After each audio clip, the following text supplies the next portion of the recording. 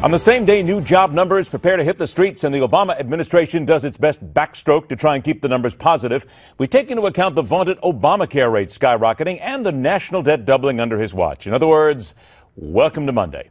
Making sense of it all is the veteran syndicated economic columnist, professor of business at the University of Maryland, the man who cannot obfuscate politics and economies because he has reality in his mind. He gets it every time. Peter Morici joins us. All right, Peter, after you get that kind of introduction, let's get right to this now. The job reports are going to come out on Friday. They will say 190,000 jobs created in October. Isn't that good news? It's so much less than what Ronald Reagan accomplished in a much smaller economy. He was, knocking out 300,000 jobs a month. Over the same period of time that Mr. Obama's increased employment maybe by about 10%, Reagan did about 20. It's incredible. No wonder his economy grew at more than twice the rate of Obama's. All right, but I'm going to play devil's advocate here. Is that not apples and oranges? You're talking about the 80s versus the 2015s. Well, the Democrats are running all over town with data that they say shows that Democratic presidents do better, and the president was citing that on Friday. But let's look at the situation. Both inherited economies in real trouble. The financial crisis, double-digit inflation, double-digit interest rates. For Obama, unemployment peaked at 10%. For Reagan, 10.8%. Both of them had that rhetorically great big hole to dig out of. But Mr. Reagan just did a lot better. Why? He relied on private initiative. Mr. Obama, he decided to invest in bogus solar energy projects, railroads from nowhere to no place. He clamped down on the oil industry. And let's face it, it's an open door to China to steal our jobs. Reminder to everybody that this comes on Newsmax.com. It is Peter Morici's column. Brace yourself for another disappointing jobs report and more White House disinformation. Read that. Then let's talk about this, Peter. The national debt nearly doubling during the Obama presidency, the $20 trillion man. All right, simple question Americans will ask. How could this have been avoided from that presidential chair?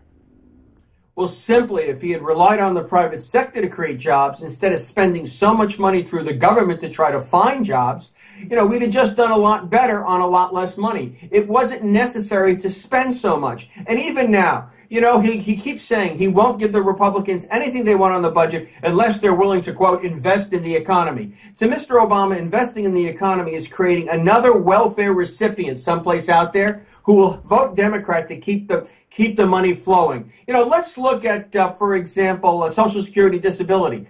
In Mr. Obama's world, 1 out of 20 Americans between the ages of 16 and 64 has a permanent Social Security disability. That's more than double what Reagan had. Why? If you make them dependent, they vote for you, then they're not out there looking for a job, so they don't count in the unemployment rate. It's a matter of grain and circuses. It's a Roman emperor in a period of decline. Hold on a minute here, Pete. I got about a minute left, and I'm looking here. It says the president said that the agreement is, quote unquote, paid for in a responsible, balanced way. Should we not believe him? Oh, really? Taxing the elderly is responsible? Taxing company pension programs is responsible? There are more hidden tax increases in this thing than you care to count.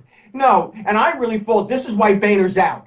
You wonder why Boehner's out? Look at the kind of deal he made. He basically made a deal where he's the tax collector for the welfare state. Remember we used to say that about Bob Dole? Well, now it's Mr. Boehner.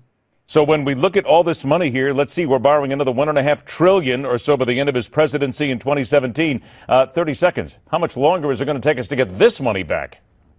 Well, we're never really going to get it back. The question is, when is the rest of the world going to call us on the bonds we've issued? Right now money's flooding here because China and Europe are a mess. What happens when things reverse, as they inevitably will, and they start calling that debt? All of a sudden, we'll be paying very high interest rates, and we'll have to cut spending dramatically, draconian, to keep the country going. And it's not going to be pretty. Or we'll just have to print lots and lots of money, and I mean, not like we've been printing lately. I'm talking about lots and lots of money, and that will really precipitate a Weimar Republic-type inflation. Devil's always in the details, and Peter Morici always has the details, and you can always read his column at Newsmax.com. Peter, pleasure. Have a great week. There are some simple changes to the political season debate format that would solve most everything. One of them does not involve canceling them entirely, which might not be a bad idea after all. That's next.